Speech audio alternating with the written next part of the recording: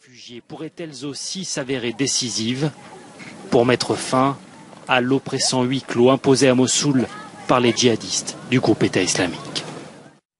En Syrie, la reconquête ne se fait pas que par les armes, elle se fait aussi par la langue. Les régions kurdes, arabisées de force pendant la période bassiste dans les années 60, se remettent au Kurmanji, le dialecte parlé par 60% des Kurdes. Une bouffée d'oxygène pour cette communauté et un acte symbolique pour ces populations privées de leur langue pendant près d'un demi-siècle. Sophie Guignon. Joldara en kurde, anciennement Shajara en arabe. Littéralement, une plaine couverte d'arbres. Comme une centaine d'autres, ce village vient d'être renommé par les autorités kurdes. Pour les Kurdes syriens, c'est une victoire symbolique.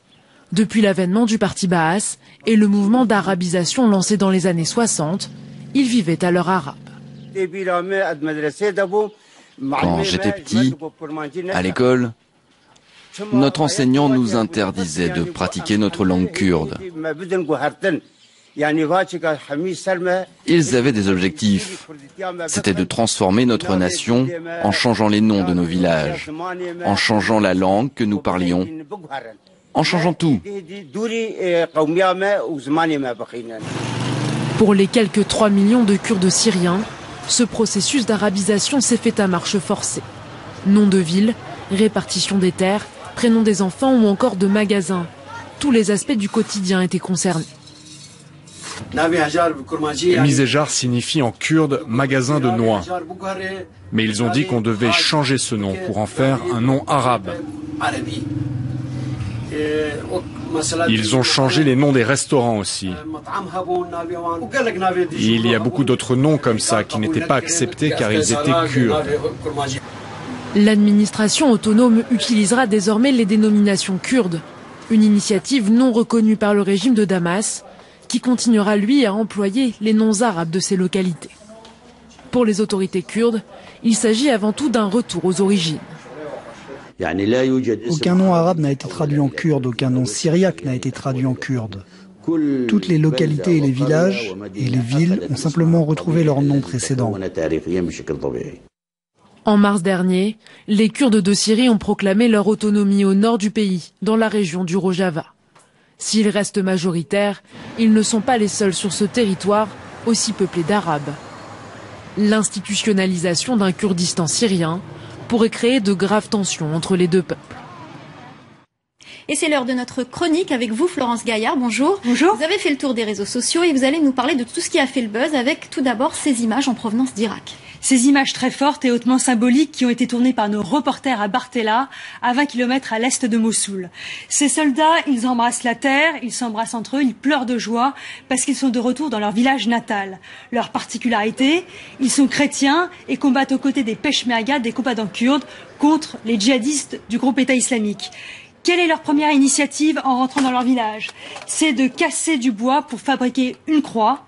Bien évidemment, ils ont d'abord remplacé le drapeau du groupe État islamique par le drapeau irakien, puis ils ont fabriqué une croix qu'ils ont hissée en haut de l'église, et puis ils ont fait retentir les cloches de l'église. Ces cloches, elles n'avaient pas retenti depuis 2 ans, parce que depuis 2 ans, les djihadistes occupaient la région de Mossoul, ils avaient fait fuir les minorités comme les yézidis ou les chrétiens, ils avaient aussi saccagé tous les lieux de culte non sunnites. On voit cette église qui est complètement saccagée. Alors évidemment, ça a provoqué la colère des soldats irakiens chrétiens. Ils ont prié dans cette église, mais ils ont aussi juré de libérer Mossoul avant de faire revenir leur famille, toute leur famille, dans leur village natal. On part tout de suite en Arabie Saoudite avec une vidéo d'exécution qui a fait le tour des réseaux sociaux. Oui, et ces vidéos, elles montrent la décapitation du prince Turki bin Saoud sous les yeux de son père et devant une foule de badauds qui ont fait des vidéos avec des vidéos amateurs avec leur téléphone portable. Le prince avait été condamné parce qu'il avait tué un autre Saoudien en 2012 au cours d'une bagarre. Alors cette mise à mort, elle a beaucoup surpris les médias occidentaux. On voit d'ailleurs un bulletin de BBC Newsbeat, parce que le prince fait partie de la famille proche du roi Salman. Mais pour le peuple saoudien, c'est un symbole très fort, un signal fort. Pourquoi? Parce que ça prouve que personne n'est au-dessus des lois, pas même les membres de la famille royale. Je précise qu'aucun membre de la famille royale n'avait été mis à mort depuis 1975. Le prince Turki est la 134e personne à être décapitée en Arabie Saoudite depuis le début de l'année. Des nouvelles du chauffeur de tuk-tuk égyptien qui avait disparu après ses cris de colère à la télévision égyptienne. Absolument, c'était le 12 octobre sur la chaîne privée Alaya. Un chauffeur égyptien disait tout haut ce que certains pensent tout bas. Il se plaignait de l'inflation, de la dégradation des services publics, notamment depuis l'élection du maréchal Al-Sisi au pouvoir en 2014. Alors ces propos avaient largement été repris par les réseaux sociaux. Ils ont retenti jusqu'au sommet de l'État. 3 jours plus tard, le président Al-Sisi s'exprimait devant la presse gouvernementale et appelait les médias à agir dans l'intérêt du pays et à se méfier des réseaux sociaux. Le lendemain, le présentateur de la chaîne Alaya devait prendre ses congés annuels et on perdait la trace du chauffeur de tuk-tuk. Alors on se demandait s'il avait été arrêté ou pas.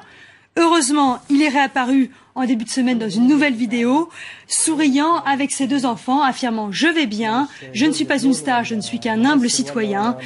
Et enfin, en attendant, il est devenu le symbole d'une population en colère, mais il lui assure que tout va bien. Merci beaucoup Florence Gaillard pour ces bonnes nouvelles de ce chauffeur de tuk-tuk. C'est la fin d'Express Orient. Restez avec nous, l'info continue sur France 24.